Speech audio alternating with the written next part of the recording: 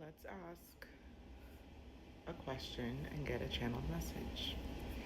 So I'm practicing my channeling. So here we go. This is round two. I feel like I'm being tested. Okay. What question do I want to ask? Um,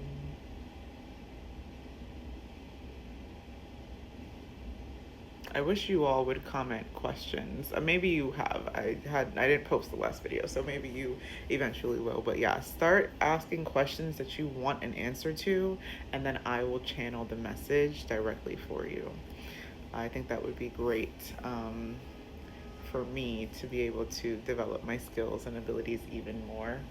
Um, but a great question that I have that I haven't really asked, um, what is channeling? Like, what is it that I'm actually doing? And I look out, like I'm sitting in front of my window right now, so I look out to um like focus on something. You know, when you daydream, that's kind of the state that I put myself in. Like I just kind of zone out so I can see through my mind's eye and be able to see the words. Like that's why it feels like I'm actually like reading something. And you can even see me kind of like mouthing the words before I say them sometimes because I'm actively like reading the energy or frequency and vibration that is coming through. And they're like, that's exactly what channeling is. Okay, so, but let's explain it in like layman's terms. Let's break it down as if I was explaining it to a child. So, they're like, channeling is that in what you are doing right now. Channeling is reading or translating frequency, sound, vibration, feeling, emotion all at once. You are able to decipher the difference between your thoughts and the guided energy that is being downloaded. And then, like, sidebar, downloading is energy being filtered and funneled into the vessel for direct communication. So, like, if, and what I'm seeing is like literally somebody feeding, um, you know how you like feed tickets into the ticket counter at like those, what are they called? Like those like game places like Chuck E. Cheese or like um, whatever, Dave and Buster's. You like feed it into the machine so they can count all the tickets. That's what I'm seeing as like an image. And that is a form, they're telling me right now, like that is a form of channeling. Like it can come through visuals, it can come through a feeling, it can come through a body reaction. Like the confirmation burps, and I was literally just about to say that as I burped. It can come through words that I can visually see in my mind's eye. So, like, if I were to say the word apple, you can either visually see an apple or you can see the word apple spelled out in front of you. That is how you receive, that's how I receive communication. That is how I receive messages. But I have practiced and become aware of the difference between that and what that feels like, sounds like, is like, versus my own thoughts, my own ideas, my own, you know, conscious thinking. Also, I can feel and sense energy once it comes in. So, like, if I'm channeling for a passed on loved one, I almost sense their energy come into the room. Um, like when you think about a passed on loved one, that is probably their energy coming into the vicinity of where you are. But if you're not able to channel that energy or the communication through frequency and vibration, then you would not be able to discern or decipher what's being communicated. But if you're open and you're quiet and you're able to quiet your mind, which meditation teaches you that, meditation teaches you to hear what your thoughts sound like and what other thoughts sound like. So when I'm channeling, I'm almost like making space in my mind and in my thought for the communication to just come through.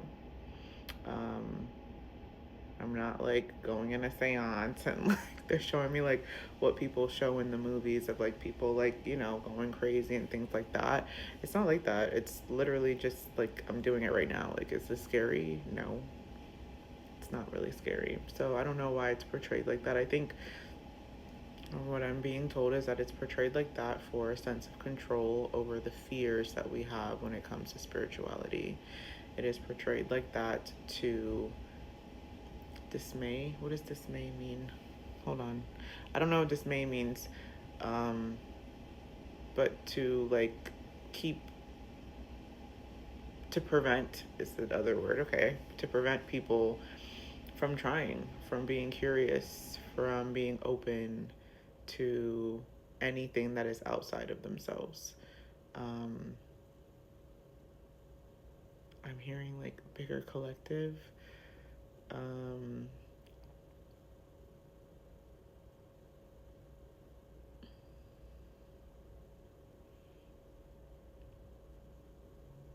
What? Bigger collective what?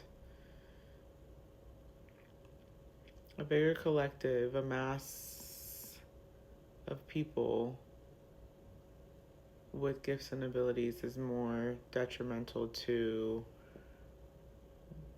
those in power than a collective of people who operate in fear.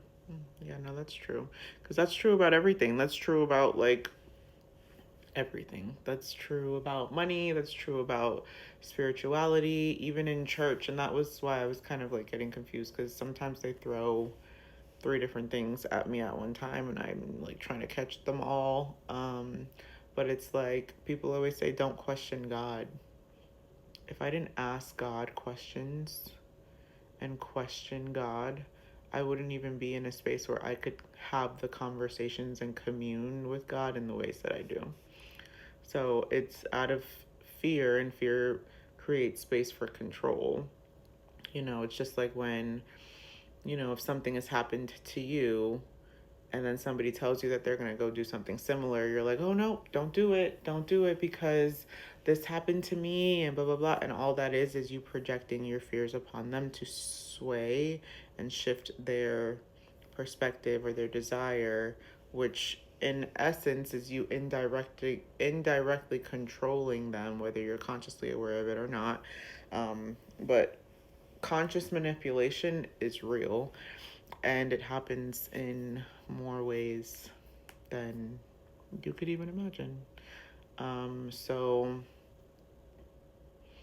yeah, that's what channeling is. So hopefully me sharing these things live has helped people start to think outside of the box and to ask questions of their own. Some people think that meditating is like demonic. Like, why do you think there's so much distraction in the world? It's to keep you from delving into who you truly are. The kingdom of heaven resides within us. How do you live in heaven on earth if you're not willing to go there? But you're not willing to go there because you've been taught that it's outside of you. Interesting.